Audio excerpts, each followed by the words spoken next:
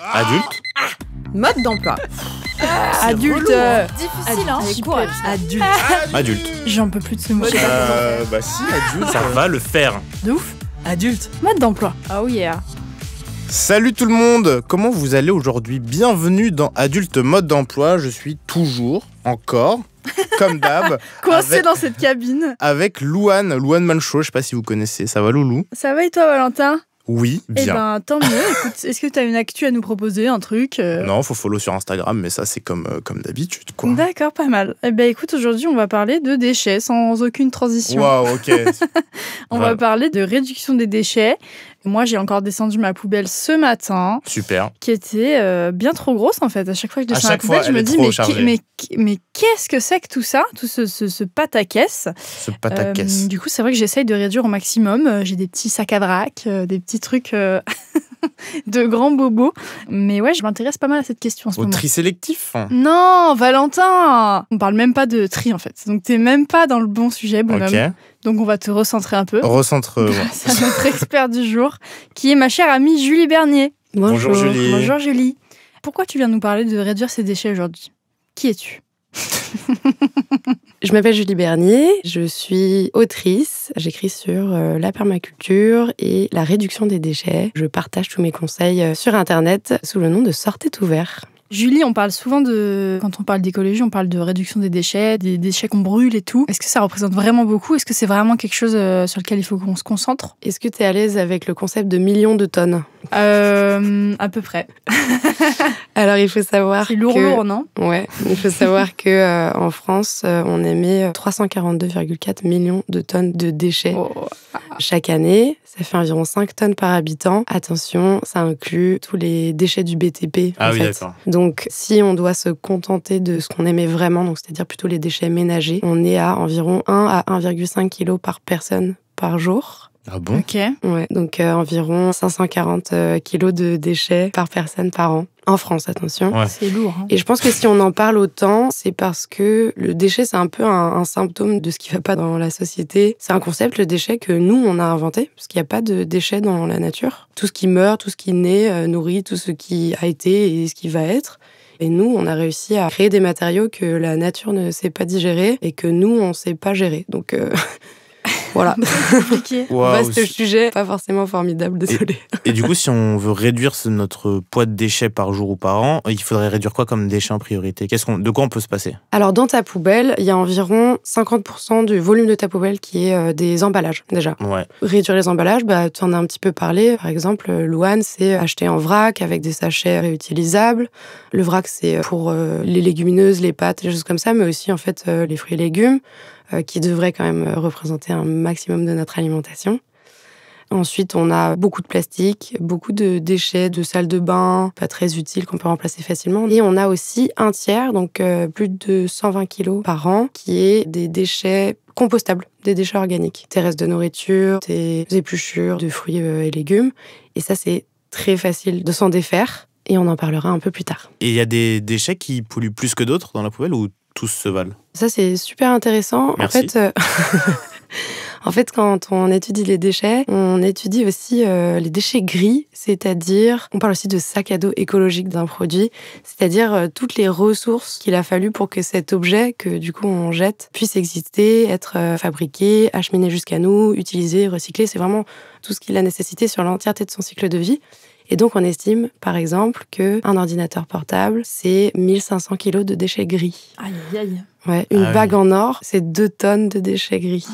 Aïe, aïe, Donc, aïe. Ne jetez pas vos bagues en or. Voilà, d'accord. on jette pas trop des bagues en or, certes. Mais par contre, on jette beaucoup d'objets Ouais. électroniques, par exemple. Donc, il faut vraiment prendre un soin particulier à ce qui a le plus d'impact. Et donc, je dirais tout ce qui est électronique. Je pense aussi aux restes de nourriture, de produits animaux, de viande, qui ont un impact aussi très fort. Aux vêtements aussi. Voilà. Et du coup, par où est-ce qu'on peut commencer pour aller vers le zéro déchet? Ça a été quoi, toi, ta méthode? Ma méthode, ça a été de commencer par un pan de ma consommation, genre, ou une salle de ma maison, par exemple. Moi, j'ai commencé par la salle de bain. À chaque fois que je terminais des produits, j'essayais de leur trouver une alternative réutilisable. Je trouve que ça a bien marché. Mais sinon, il y a une méthode, la méthode zéro déchet, qui repose sur 5 piliers, les 5 R. qui sont refusés et réduire. Ça, c'est vraiment une dynamique de comment je peux essayer de limiter un maximum ma consommation pour ne plus acheter que ce dont j'ai besoin. Et ensuite, aller vers des alternatives plus durables, du seconde main. Ensuite, réutiliser, c'est-à-dire essayer de limiter un maximum l'état de déchets. C'est-à-dire, OK, j'ai plus besoin de ce produit, mais est-ce que je pourrais pas lui réinventer une seconde vie pour que ça devienne pas un déchet, mais que ce soit une ressource pour quelque chose d'autre.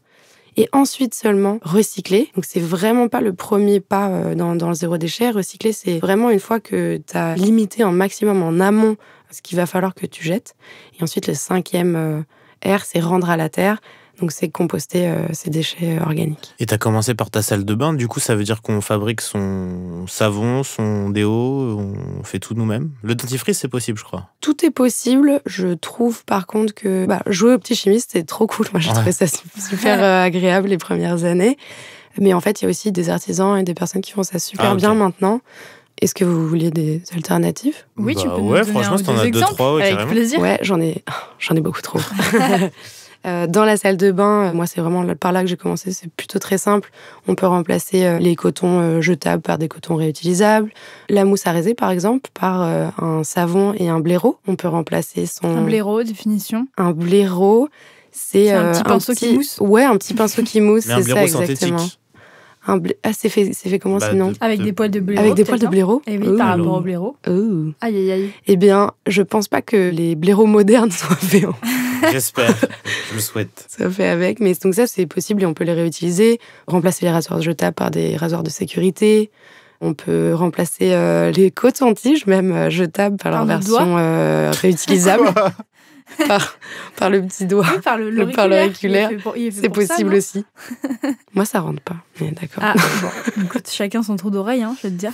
On peut remplacer les savons liquides par des savons solides. Pareil pour les shampoings, les après-shampoings. Maintenant, on trouve tout dans sa version zéro déchet. Et après, je pense que ce qui est important, c'est que si on trouve pas d'alternatives qui nous conviennent, de pas se focaliser sur un seul truc que tu n'arrives pas à remplacer, mais juste te dire, par contre, j'ai remplacé tout plein d'autres choses dans ma vie et j'ai déjà réduit énormément les déchets et c'est très bien. Ok, donc c'est clair. La salle de bain, on est ok. Pour le ménage, tu fais comment ? Pour le ménage, c'est super simple et super économique. J'ai tout remplacé par du vinaigre blanc, du savon noir ou savon de Marseille et du bicarbonate. Et globalement, Moi je aussi. peux tout faire avec ça. Ah ouais. Et en plus, c'est pas du tout cher. Ouais, c'est clair. Le vinaigre blanc, je l'utilise en permanence. C'est vraiment trop bien. Ça fait tout.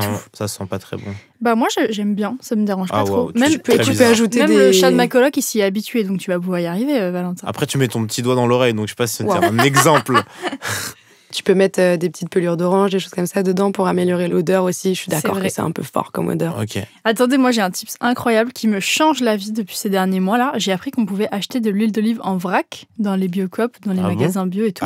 Et moi je suis une grande fanat d'huile d'olive et d'herbes de Provence, mais d'huile d'olive aussi. Et en fait, ça me procure trop de kiff d'avoir de l'huile d'olive parce qu'elle est super bonne, l'huile d'olive en vrac en fait. Le vrac en général, tu penses que ça vaut le coup parce qu'il y a quoi, les pâtes, les céréales, l'huile d'olive a priori, ça vaut vraiment le coup les fruits, les légumes. Oui, remarque, c'est vrai. Est-ce que ça vaut le coup, par exemple, en supermarché ? Est-ce que c'est moins cher, moins qualitatif, moins... Genre, je crois qu'il faut pas aller en supermarché. Moi, ce que je me dis, c'est que tout le monde n'a pas le même budget. C'est vrai et aussi. Que si tu fais déjà l'effort de prendre ton vrac en supermarché, c'est un pas dans la bonne direction. Et ce qui est fou, c'est que moi, quand j'ai commencé Zéro Déchet il y a 7 ou 8 ans, il n'y avait pas de vrac dans les supermarchés. Donc, le fait qu'on le fasse, clairement, ça a un impact. Le fait qu'il y ait tellement de personnes qui aillent vers le vrac, qui aillent vers le bio, que d'un coup, il y ait des rayons entiers de vrac qui arrivent dans les supermarchés, je me dis, on a quand même le pouvoir de faire changer des choses. Côté bon prix en vrac et bio, il y a des magasins un peu en ligne qui se créent. Je pense à La Fourche, par exemple. Ah ouais, c'est trop stylé, La Fourche. Ouais, ils font des livraisons prix. et tout, en plus. Genre, tu prends des gros pots de pâtes pour 2 mois et hop. Ouais. Moi, j'adore. Et c'est vrai, par contre, ce qui est vrai aussi, c'est que quand on achète en gros, en général, ça coûte moins cher. Et du coup, dernière question, on parlait tout à l'heure des déchets organiques et du compost. Ouais. On en fait quoi ? Est-ce que toi, tu as des conseils pour commencer un compost ? Par exemple, en appartement à Paris, on les met où, les épluchures de pommes de terre, genre ? Moi, la première chose que j'ai envie de dire, c'est que les déchets organiques, donc on va mettre dans le compost, ils sont composés d'eau et de nutriments, et on les brûle. On brûle de l'eau.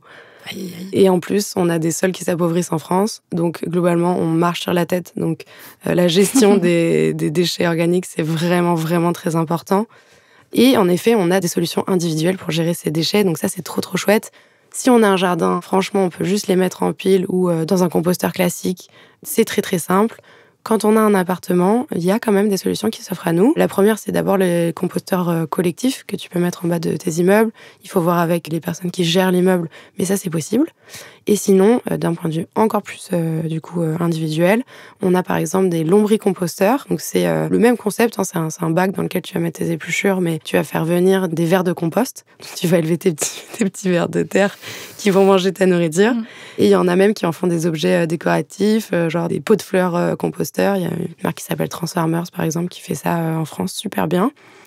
Et vu le visage que tu viens de me faire, Louane, je viens de froncer le nez. Si on n'est pas très à l'aise avec les lombriques, il y a aussi une alternative qui s'appelle le bokashi. Pas très sexy comme nom, mais c'est un activateur de compost qu'on va mettre sur la nourriture.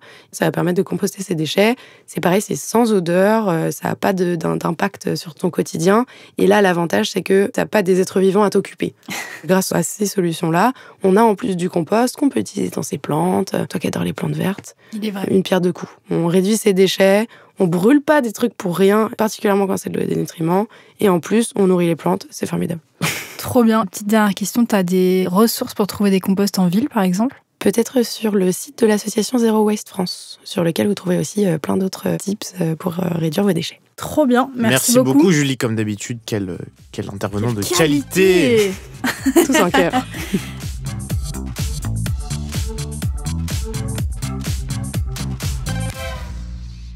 Qu'est-ce que tu as retenu, Valentin, de cet épisode ? Déjà, je dirais les 5 piliers du zéro déchet. Les 5 R. Les 5 R. Les 5 R, c'est bien ça. Les R.